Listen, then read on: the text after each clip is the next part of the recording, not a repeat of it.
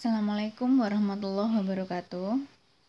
Mahasiswa kelas IPA A kelompok 6 dan mahasiswa yang lainnya, pada kesempatan kali ini Bu Alfira akan memberikan review terkait dengan presentasi yang sudah dilakukan oleh kelompok 6 tentang aplikasi PCK pada pembelajaran materi Sistem Organisasi Kehidupan kelas 7 SMP. Terima kasih Mbak Isna Sarifa, Mbak Anissa Tusania, kemudian ada Mbak Karina, Mbak Isnaini, Mbak Nur Khalifatur yang sudah mempresentasikan materi ini dengan baik, dengan suara yang cukup jelas ya, tidak terlalu buru-buru. Kemudian hati-hati ya. Dalam pembuatan PowerPoint pun saya rasa kelompok ini juga cukup rapi. Penulisannya jelas, menggunakan font yang jelas, bisa dibaca dengan mudah melalui aplikasi YouTube ya. Kemudian antara tulisan dan backgroundnya pun juga kontras, sehingga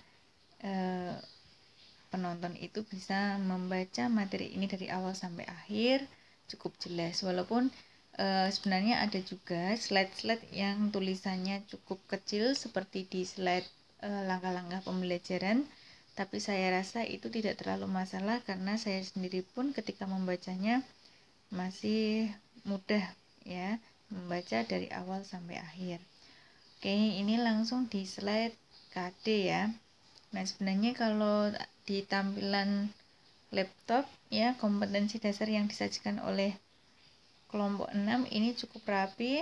Tidak tahu kenapa masuk di HP saya menjadi berantakan seperti ini. Tapi ini tidak terlalu masalah karena tetap masih bisa dibaca dengan jelas. Nah, di sini KD-nya adalah mengidentifikasi ya, KD 3, kata kerjanya adalah mengidentifikasi. Kemudian KD 4, membuat model struktur sel tumbuhan atau hewan. Langsung kita ke IPK dan masuk ke IPK dan tujuan nanti setelah slide ini.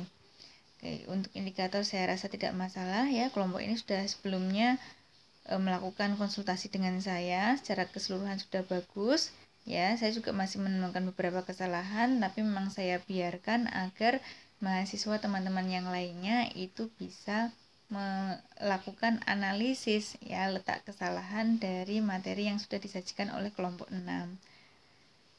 Di sini KD-nya membuat model struktur sel hewan atau sel tumbuhan. Di sini melakukan pengamatan. Ini saya rasa masih kurang efektif. Lebih efektif kalau langsung Anda tulis mengamati sel tumbuhan dan sel hewan menggunakan mikroskop. Menggambar model struktur. Ya. Memiliki keterampilan berbicara.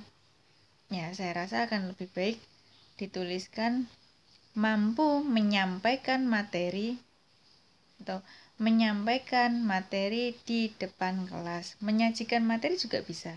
Menyajikan perbedaan sel tumbuhan dan sel hewan berdasarkan hasil pengamatan di kelas. Nah, membuat model struktur sel tumbuhan atau hewan sebenarnya tidak hanya dengan cara menggambar. Menggambar pun saya rasa ini masih terlalu sederhana ya, untuk menurunkan kompetensi dasar membuat model struktur sel tumbuhan maupun sel hewan. Nah, kalau misalnya Anda mau membuat model struktur sel hewan dan tumbuhan, selain menggambar, Anda bisa mengabadikan hasil pengamatan dari mikroskop melalui foto langsung, kemudian nanti dicetak ya, tidak hanya menggambar ya, atau tidak hanya sel tumbuhan dan sel hewan, Anda bisa membuat awetan dari jaringan atau organ tumbuhan dan hewan. Kalaupun tumbuhan, nanti bisa membuat herbarium basah maupun kering.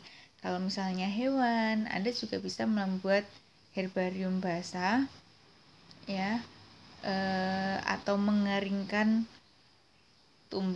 hewan dengan menyuntikkan alkohol atau pengawet ya. Nah, membuat insektarium juga bisa, ataupun Anda mengawetkan hewan-hewan seperti insek dengan menggunakan resin ya, itu juga bisa. Nah, ini juga menjadi kewenangan seorang guru, kira-kira mau menurunkan KD-nya seperti apa dengan melihat kemampuan dari siswanya gitu ya.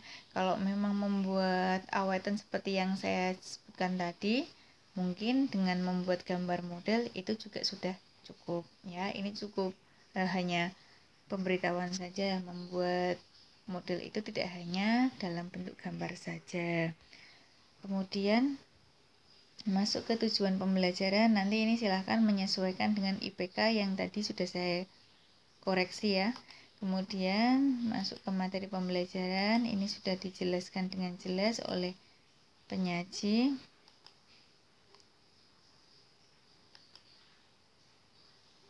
Oke, kemudian ini masih di materi.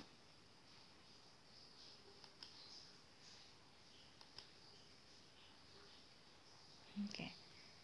Ini mengambil CTL ya, atau Contextual Teaching and Learning. Kemudian pendekatannya saintifik, strategi pembelajarannya adalah inquiry, metode pembelajarannya adalah ceramah, diskusi, percobaan, dan presentasi. Oke. Ini membagi tujuan pembelajaran pada tiap pertemuan, kemudian pada kelompok 6 ini menyajikan ada aktivitas guru, kemudian aktivitas atau kegiatan peserta didik. Nah, ini ada yang beberapa saya tandai dengan saya beri warna merah maupun saya blok menjadi warna kuning. Oke, lihat dulu di sini ya. Guru memberikan pertanyaan pada mengenai materi pertemuan sebelumnya. Ini sebenarnya sudah termasuk apersepsi gitu ya. Guru memberikan apersepsi, bukan apresiasi ya. Oh, ini apa yang dimaksudkan apresiasi?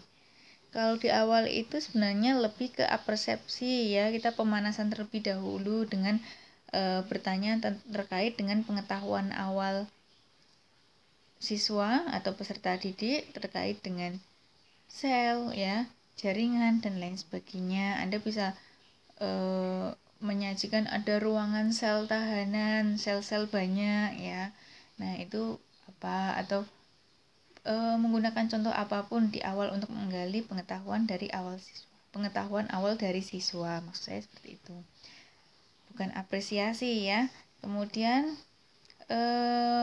kegiatan inti pemodelan atau modeling. Nah, ini masuk ke kegiatan inti ya. Nah, sintaks yang pertama adalah pemodelan atau modeling. Nah, kontekstual itu identik dengan yang namanya pembelajaran yang membawa kehidupan sehari-hari atau pengalaman dalam kehidupan nyata ke dalam pembelajaran gitu ya. Jadi di awal ini guru juga perlu mengkaitkan contoh-contoh dalam kehidupan sehari-hari dengan pembelajaran gitu ya. Jangan langsung menjelaskan dengan menggunakan alat bantu mengenai bagian sel tumbuhan dan sel hewan. Lagi pula ini juga masih di awal pembelajaran. Materi itu jangan dijelaskan terlebih dahulu. Boleh guru itu menjelaskan materi, tetapi materi yang dijelaskan adalah materi pendahuluan saja. Ya. Kalaupun mau menjelaskan di bagian awal, cukup guru memberikan materi pendahuluan pada siswa terkait dengan sel tumbuhan dan sel hewan. Tapi kalau ini sintaksnya adalah pemodelan, Anda juga perlu membawa contoh-contoh yang ada dalam kehidupan sehari-hari gitu ya, di dalam pembelajaran ya. Misalnya di sekeliling kita ini ada daun, atau siswa diminta melihat anggota tubuhnya, apakah Anda mengenal yang namanya sel atau jaringan, atau lihatlah tangan Anda ini berupa apa, seperti itu. Jadi apa yang siswa ketahui dalam kehidupan sehari-hari ini dibawa di bagian pemodelan. Kemudian inquiry menemukan. Nah, ini masih saya blok ya. Nah, saya rasa ini masih masuk ke bagian atasnya ya. Mengamati langsung bagian atasnya. Inquiry menemukan itu mulai mengidentifikasi ini harusnya. Ya, mengidentifikasi ini merupakan bagian dari inquiry atau menemukan. Ya, pemodelannya masih mengamati di sini aja. Ya, masuk ke kegiatan pemodelan. Kemudian menganalisis hasil identifikasi. Oke, lanjut. Menurut saya ini sudah bagus ya kelompoknya dalam membuat langkah-langkah pembelajaran secara terbagi antara sintaks satu dengan sintaks yang lainnya. Kemudian ini ada juga yang saya lingkari ya, untuk pembuatan tabel, untuk penomoran yang tidak ada cabangnya seperti ini sebenarnya tidak perlu diberikan nomor ya. Nah, kalau ini 1, 2, 3, 4 memang ada bagian yang lainnya. Nah, ini kalau tidak ada anaknya, tidak ada cabangnya, maka cukup ditulis tanpa menggunakan nomor. Ini LKPD saya coret tulisan materinya ya, karena saya rasa tidak perlu, langsung saja LKPD, sel, dan jaringan. Oke, ini masuk ke pertemuan 2. Nanti yang kalian revisi bisa lebih teliti lagi ya. Mungkin saja ada bagian-bagian dari yang sudah Anda sajikan tapi belum saya koreksi, nanti tolong teliti kembali. Nah, ini juga sama ya. Nah, masih menggunakan kata atau istilah apresiasi, harusnya adalah apersepsi dengan menggali pengetahuan awal siswa. Nah, ini juga bisa Anda sebutkan ya dengan bertanya, titik 2 gitu.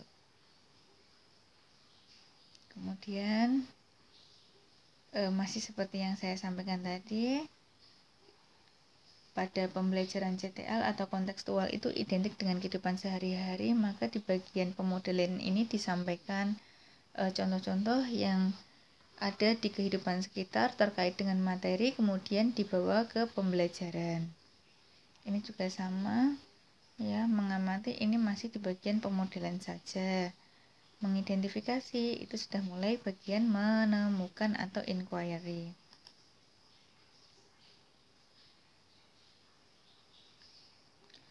Oke, ini sudah saya koreksi semuanya ya. Nanti kalau misalnya Anda menemukan ada yang perlu diperbaiki, boleh direvisi.